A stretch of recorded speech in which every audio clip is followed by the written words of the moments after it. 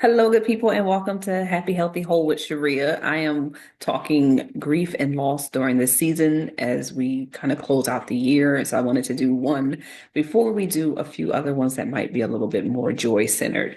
And so I'm going to start with just the reality that this season, meaning the end of the year, going into the new year, can be tough for many of us as we kind of navigate and go through life with those that we may have lost, but also still sharing time with those who are still here and present with us.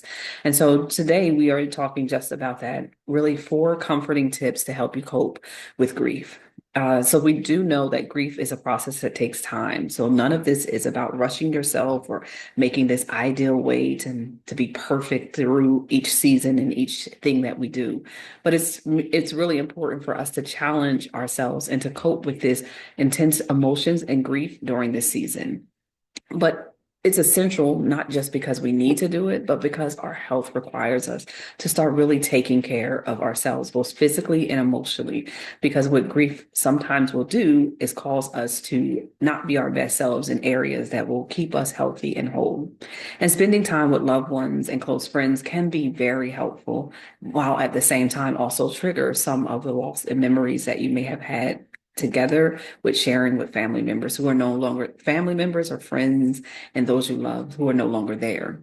Remember the good times that you've shared with those that you loved. It can provide real comfort. It can provide an ability to support and care for each other in that moment as well. And so those are one of the first things that we need to think about when we think about what can we do to cope when it comes to grief during this season is understanding that grief is a process that will take time. When you lose a loved one or you break up with someone who you've been with for years and or spent your life thinking or believing you would be together forever, it's easy to fall into a spiral of sadness and grief. But it's important to remember that it's a process that takes time and you'll eventually feel better and get better. Give yourself the time to grieve. Remember that everyone grieves differently, so don't focus on other people's processes or how well they're doing. Focus on the time that it will take for you to do this instead, regardless of the season. Find a support group in these times right now. There are many groups that are developing around loss and grief, especially during the holidays. It helps you to talk through it with others while also understanding that you're not alone. Find a grief group that is specific to your type of loss and also supported by a professional who understands the processes of grief and how we navigate them generally. So when we think about grief, especially when it comes to family members or loss, we want to be able to say possibly go to a group that is related to the identified person that you've lost. So, for example, one of the things that I did was go to a grief support group that was focusing on daughters who had lost their mothers. And so that became an important community for me that still to this day offers me some skills as well as support when it comes to certain seasons in our days. Don't break yourself up or don't beat yourself up for things that are naturally part of the grieving process, which is your emotional roller coasters. Sometimes not having the ability to even know why you're angry or sad and frustrated when people are asking how you're doing. Trying to not trying to manage the emotions by bottling them up can sometimes create this negative emotion within you that also then becomes destructive in your relationships and so much more. So really thinking about this support group as an opportunity to let it out with people who understand and or are processing in a way that might be helpful for you to learn how to process while you're going through your grief. The next thing is very similar. Don't bottle up your feelings. During this season, sometimes it's easy to get lost in trying to make everyone happy or make everyone feel good. But if you are not feeling well, it's okay to do that and to say and to tell people that's what you're doing or that's what you're feeling.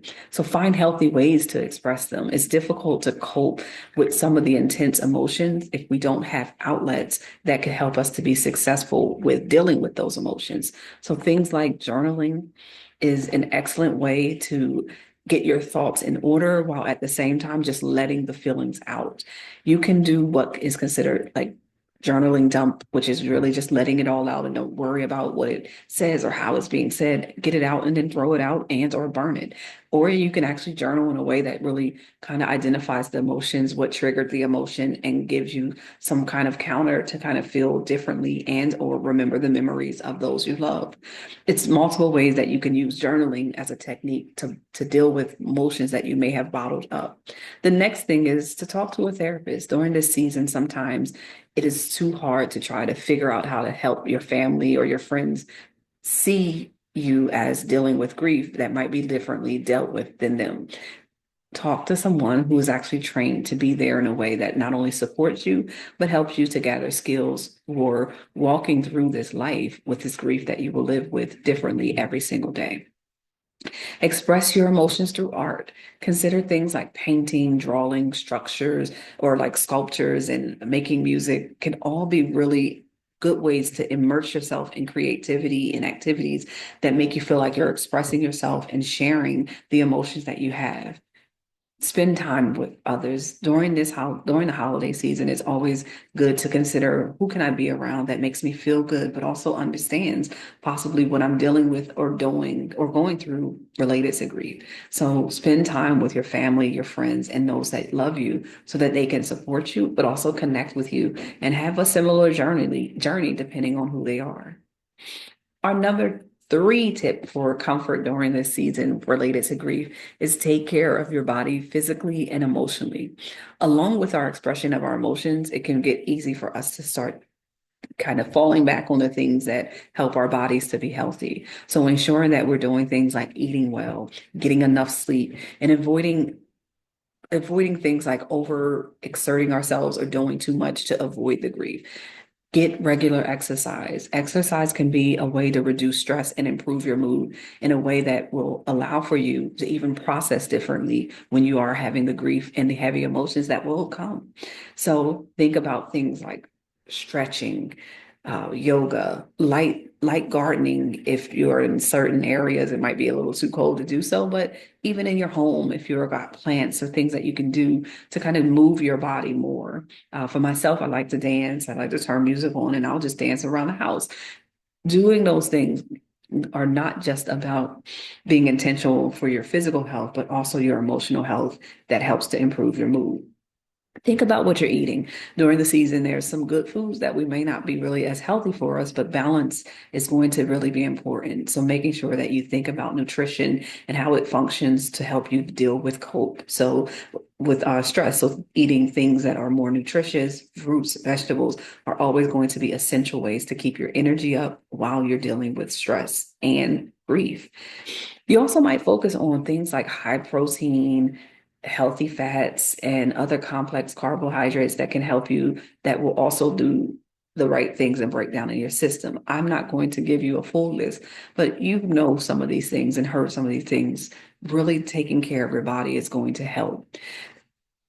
Now, because I also understand that grief is a process, I understand that this might not be as easy as I'm saying. So while you're trying to get to that balance, do things like hydrate your body, drink water, make sure you are stretching and doing some things that will physically move you even when you don't want to. So that way you can at least when it is time or when you get stronger, you can get back to routines that actually comfort and heal your body. Another thing I believe that really is helpful during this time, and especially in this season, is practicing relaxation tips or techniques that are around like breathing, bubble baths, visualization activities, and exercises that allow for you to cope with the stress in the immediate moment. So a good deep breath can help us at any good moment. And so sometimes we just need to take that deep breath and breathe in the moment and allow ourselves to feel what we're feeling. Avoid overindulgence in alcohol or drugs as a coping mechanism. It can be real easy and tempting to kind of get lost in the drinking and the partying without having to really resolve the loss of either that loved one or that heartbreak that you might be dealing with.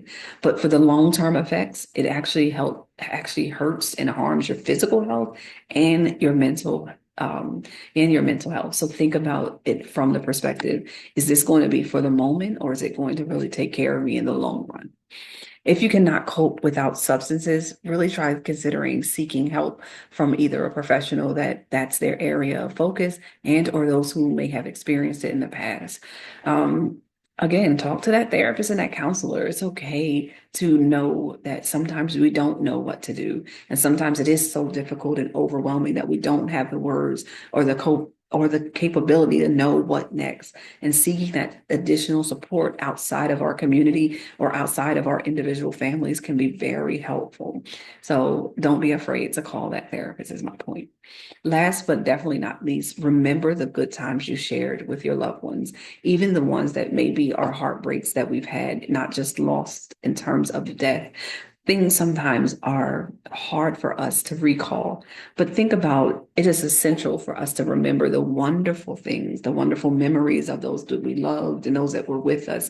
And think about it from the perspective that there wasn't all bad times and there wasn't all perfect times, but there's memories worth remembering and living through and not feeling stressed about having. While thinking about that journaling that we talked about earlier, write about some of those memories, write about the stories, create short poetry about them. Do what you need to process the memories in a way that allow for you to really see the love that was there, even if that love is no longer there because it's a heartbreak or a breakup. Look at old pictures when it's someone that you loved, or videos, or things that really reminds you of the love that was shared between you and that loved one. I know for me personally, I still in my phone have pictures of my sister, pictures of my mother and my aunt. And what I do is I try to recall stories or I see certain pictures and it triggers stories that allow for me to be my best self related to our relationship, but also even during my grief, to remember how much life that we allowed ourselves to just have when we were together. And so really think about it from the perspective that our memories hold weight, both good and bad. And so finding those ones that were good can help us deal with and process some of our grief. So when you are coping with grief, regardless of the season, any of these tips can be helpful. Making sure that you think about it from the perspective of being honest about what you're feeling, what you're dealing with, and understanding that grief is a process. So that's tip one. Understanding number two is that you don't want to bottle up your emotions, let them out. Journaling, talking to a therapist, art and creativity can be other methods that are also very helpful. Number three, take care of yourself physically and emotionally. What are you eating? What are you move your body and make sure that you are processing those emotions in the ways in which we talked about. But also be careful about overindulging in unhealthy or maladaptive behaviors that can cause long-term harm even beyond the moment of the intense grief. And then lastly, but definitely not least, remember the good times that you shared with your loved ones so that you can also recall the love and feel it even during this grief, which can be sometimes sad and overwhelming, but does not have to be the end. Because that person who we may have lost is with us in different ways. And those good memories allow us to know that every single day. So when you're coping with grief, there are so many different things that you can do to live and to be in the moment with the emotion while at the same time moving through it in a way that allows you to feel connected and free and loved in some cases. So just remember those things that we talked about today. Cherish the memories, the loved ones, and all the things that the holidays might bring up, good and bad, don't mean that you can't express love through it, even as you grieve. I hope that you take good care of your hearts, your minds, and your bodies during this and every season. Be well.